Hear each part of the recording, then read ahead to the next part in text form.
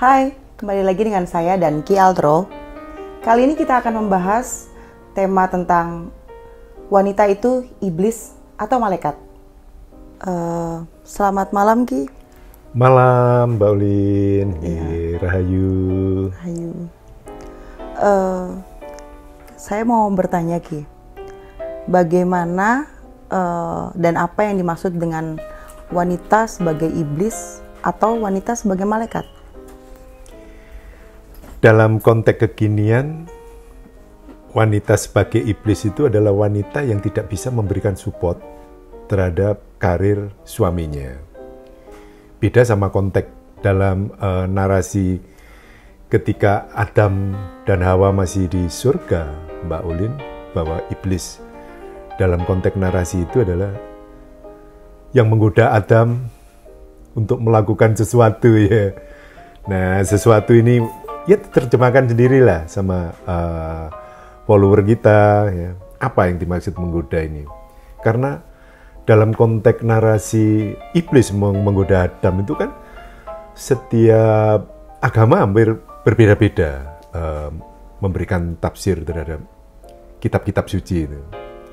Tapi juga banyak ulama yang mengatakan bahwa godaan yang dilakukan iblis terhadap Adam dan Hawa ketika berada di surga itu, kalau dalam konteks sekarang itu ya masalah cinta, Mbak Ulin, gitu. Tapi kalau dalam konteks dunia modern, wanita yang mendapatkan konotasi wanita iblis adalah mereka, para wanita yang tidak bisa menjaga dan tidak bisa memberikan support terhadap karir suaminya. Saya kira itu Mbak Ulin. Kalau wanita sebagai malaikat? Nah, kalau wanita sebagai malaikat, nah ini tentunya antitesisnya ya gitu. Kalau wanita sebagai malaikat, tentunya wanita itu yang mampu memberikan support ya terhadap karir daripada suaminya. Kalau kita setback ke belakang ke kerajaan Mojopahit, di mana pada waktu itu Raden Wijaya itu memiliki 4 istri, tapi salah satu istri dari Raden Wijaya, yaitu Gayatri, adalah salah satu istri yang dalam konteks kekinian bisa dikatakan bahwa itu adalah malaikat ya. Kenapa dikatakan malaikat? Karena Gayatri adalah wanita yang bisa memberikan support terhadap Raden Wijaya, dan dia juga istri yang berjasa melakukan rekrutmen terhadap Mahapati Gajah Mada, sehingga kekuasaan Mojopahit itu bisa melebar dari Nusantara ini yang sekarang menjadi Indonesia sampai ke Madagaskar di Afrika. Atau ada lagi wanita yang bisa dikatakan wanita itu malaikat dalam konteks kekinian, yaitu Eva Peron. Dia berawal menapaki karirnya sebagai penyanyi kafe ya kalau sekarang itu. Begitu dia menikah dengan Juan Perón, presiden Argentina, maka dia menunjukkan kepiawaiannya dan bisa memberikan support kepada suaminya, yaitu Juan Perón, ketika terjadi kalau sekarang bisa dikatakan kondisi stagnan di dalam membangun demokrasi. Karena apa? Perbedaan gender pada waktu itu di Argentina juga masih perlu diperjuangkan, dan Juan Perón, Evita Peron sangat berjasa memajukan kesamaan gender antara wanita dan laki-laki pada zaman itu, yang zaman pada tahun sekitar 1946, itu berkat perjuangan Eva Peron. Makanya namanya itu diabadikan banyak pihak, termasuk para penyanyi-penyanyi top dunia, Olivia Newton-John, Madonna, mengabadikan dia dengan lagu Don't Cry For Me, Argentina. Saya kira itu Mbak Ulin, kalau kita bicara tentang konteks wanita dengan predikat malaikat. Jadi antitesisnya wanita dengan predikat iblis tadi. Ya. Jadi pada dasarnya wanita itu punya sisi iblis dan malaikat ya. Jadi tergantung kita mau mengarah kemana ya Pak ya. Iya, dunia kan memang warnanya itu. Ada hitam, ada putih itu kan itu. Ada plus, ada minus. Jadi dia itu kecondongannya kemana? Kalau condongannya ke hitam, nah, katanya orang-orang itu ilmu hitam itu kan ilmunya iblis. Kalau kecondongannya ke warna putih, nah banyak pihak mengatakan bahwa putih itu identik dengan jubah yang sering dipakai oleh malaikat ketika menyampaikan wahyu Tuhan kepada nabi-nabi yang mendapatkan wahyu dari Tuhan. Jadi warna putih itu identik seperti itu. Jadi identik dengan busana yang dipakai oleh para malaikat. Menilik dari kasus yang sedang ramai ya Pak, kaitannya apakah berkaitan erat kasus Putri Chandrawati dan Agnes sebagai malaikat atau iblis? Jadi gini, kenapa Putri Chandrawati dan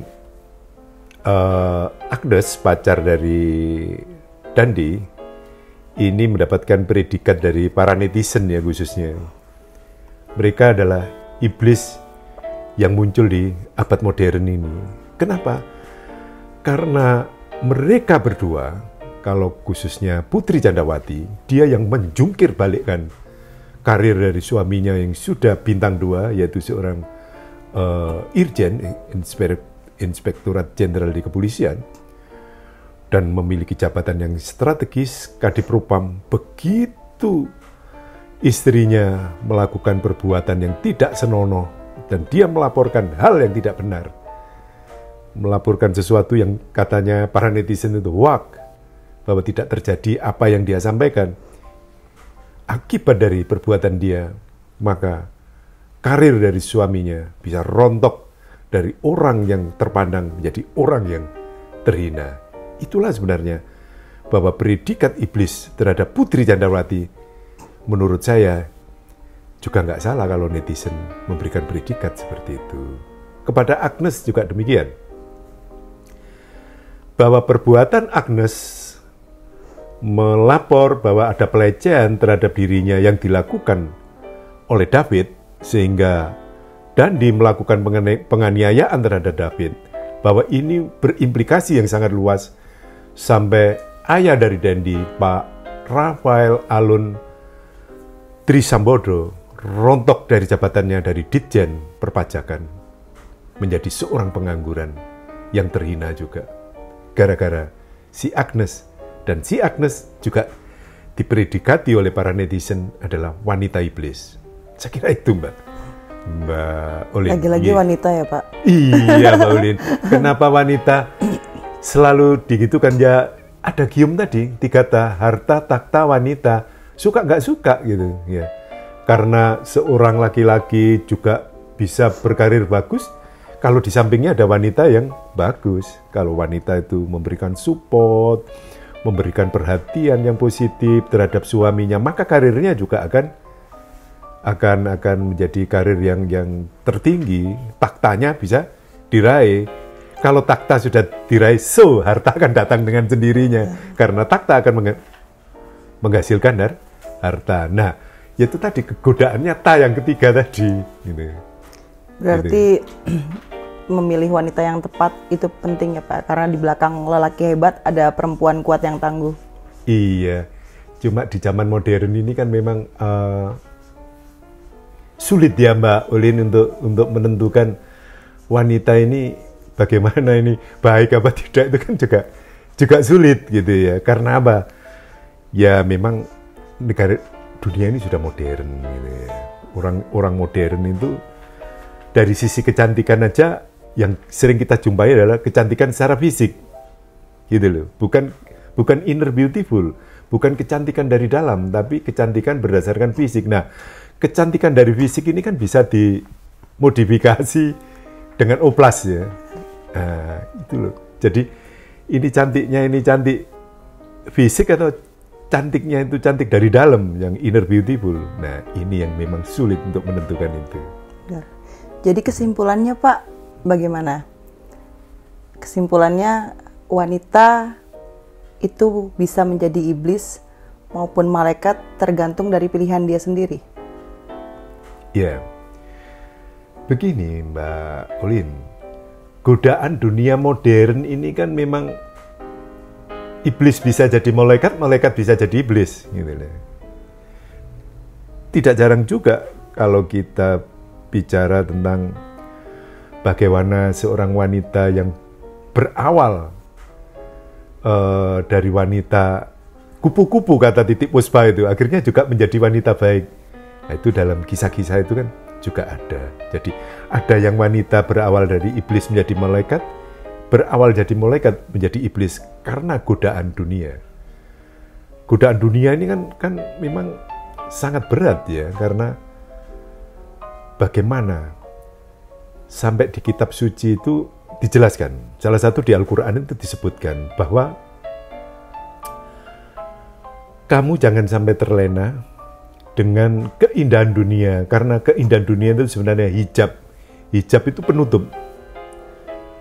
Penutup ya. Hijab engkau mampu menatap wajahku. Itu kata Tuhan. Jadi bahwa keindahan dunia itu kan sekarang malah menjadi berhala baru. Apa berhala baru? Misalnya mobil Alphard, Lexus, Pajero dan sebagainya ya. Uang yang berlimpah dan itu menjadi hijab penutup manusia untuk menatap wajah Tuhannya. Itu kitab-kitab suci itu seperti itu Mbak Uli, mengingatkan kita gitu. Makanya tadi banyak wanita yang semula itu jiwanya seperti malaikat tiba-tiba menjadi iblis, dan kebalikannya yang kemarin menjadi iblis akhirnya menjadi malaikat. Kata Gus Miftah itu gitu, makanya beliau juga siar agama ya di tempat-tempat seperti itu gitu. Gitu Mbak Olin. Oke Ki Aldro, saya rasa cukup sekian pembahasan dari kita. Oke, terima kasih. Mudah-mudahan apa yang saya sampaikan bisa diterima oleh banyak pihak, Mbak Olin. Sangat bisa diterima. Itulah pandangan spiritual menurut saya. Yeah. Oke, gengs, kita akhiri dulu pembahasan kita kali ini bersama Ki Aldro. Next kita bakal lanjutkan pembahasan-pembahasan lain yang pastinya lebih seru. Jangan lupa subscribe, like, dan komen ya. Ditunggu. Salam keajaiban.